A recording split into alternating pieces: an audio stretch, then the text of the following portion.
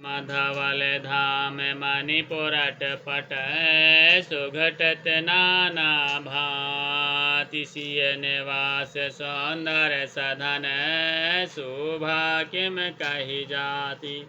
लखन श्री रामचंद्र की जय।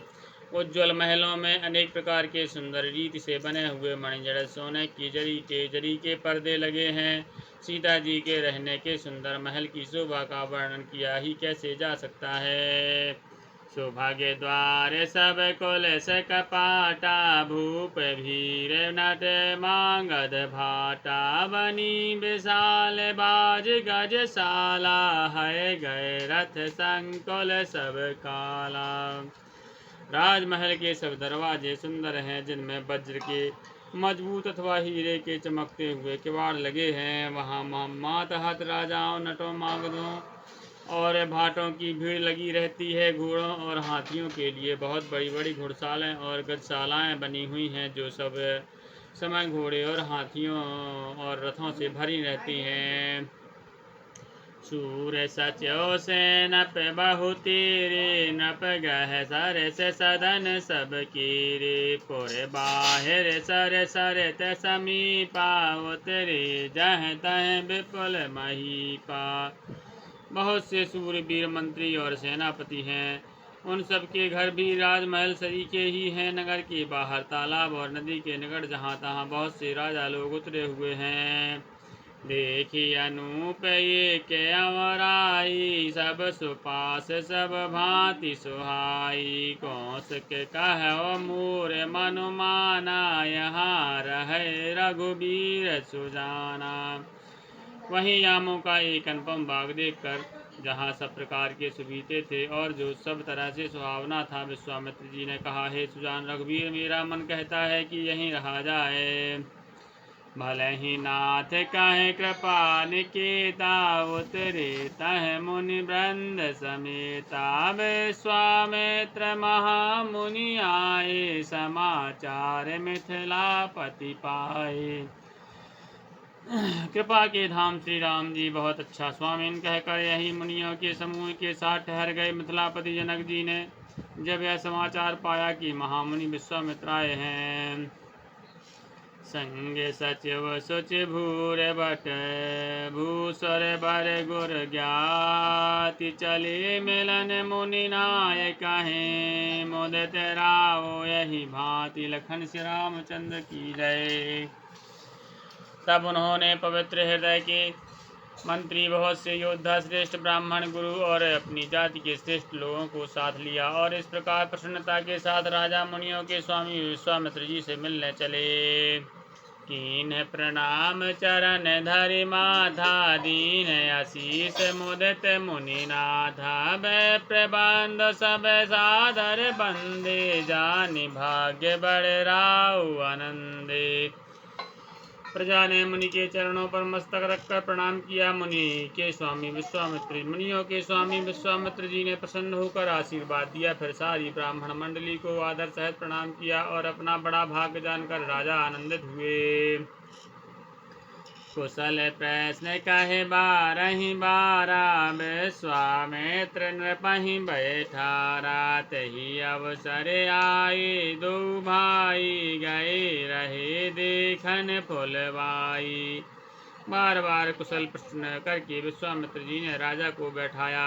उसी समय दोनों भाई आ पहुँचे जो फुलवाड़ी देखने गए थे। श्याम गौर मृदु बयस किशोरा। लोचन सुखद स्वचित चूरा। उठे सकल जब रघुपति आए। विश्वामित्र निकट बैठाए। सुकुमार किशोर अवस्था वाले श्याम और गौर वर्ण के दोनों कुमार, नेत्रों को सुख देने वाले और सारे विश्व के चित्त को चुराने वाले, जब रघुनाथ जी आए तब सभी उठकर खड़े हो गए। विश्वामित्र जी ने उनको अपने पास बैठा लिया।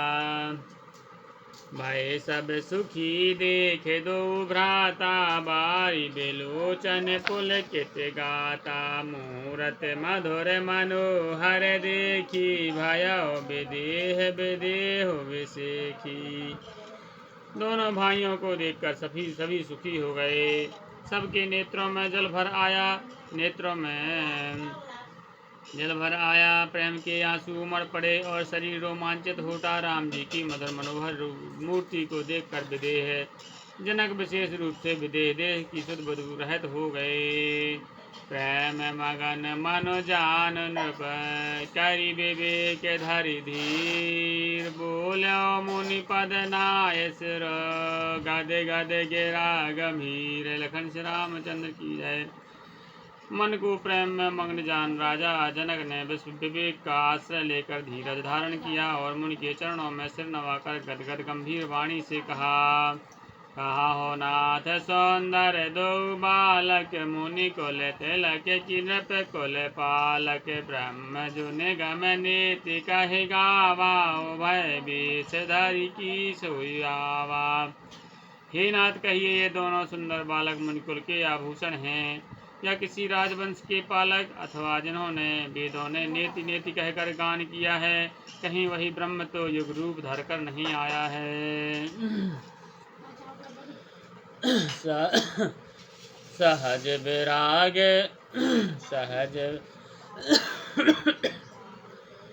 सहज विराग रूप मनु मोरा, थकित होत जिम चंद चकोरा, ताते प्रभु पूछो सत भाऊ, कहाओ नाथ जाने कराओ दोराऊ। मेरा मन तो स्वभाव से ही वैराग्य रूप है, इस तरह मुग्ध हो रहा है जैसे चंद्रमा को देखकर चकोर। हे प्रभु, इसलिए मैं आपसे सत्य भाव से पूछता हूँ, हे नाथ बताइए, छिपाव ना कीजिए। नहीं विलोकत अति अनुरागा, बर बस ब्रह्म सुख है मन त्यागा, कह मुनि बेहस कहा नृपनी का, वचन तुम्हारे न को आली का। इनको देखते ही अत्यंत प्रेम के बस होकर मेरे मन में जबरदस्ती ब्रह्म सुख को त्याग दिया है। मुनि ने हंसकर कहा, हे राजन, आपने ठीक यथार्थ ही कहा है, आपका वचन मिथ्या नहीं हो सकता। ये प्रिय सब ही जहाँ लगे प्राणी, मन मुस्काहि राम सुन बानी, रघुकुल मनि दशरथ के जाए, मम हित लागे नरेश पठाए। जगत में जहाँ तक जितने भी प्राणी हैं, ये सभी को प्रिय हैं। मन की रहस्य भरी वाणी सुनकर श्री राम जी मन ही मन मुस्कुराते हैं, हंसकर मानो संकेत करते हैं कि रहस्य खोलिए नहीं। तब मुनि ने कहा, हे रघुकुलमणि, महाराज दशरथ के पुत्र हैं, मेरे हित के लिए राजा ने इन्हें मेरे साथ भेजा है। राम लखन दो बांधो बर, रूपशील बल धाम, मख राख्यो सब साखी जग, जीते असुर संग्राम। लखन श्री रामचंद्र की जय। उमापति महादेव की जय। पवन सुत हनुमान की जय। गोसाई तुलसीदास की जय। बलवाई सब संतन की जय।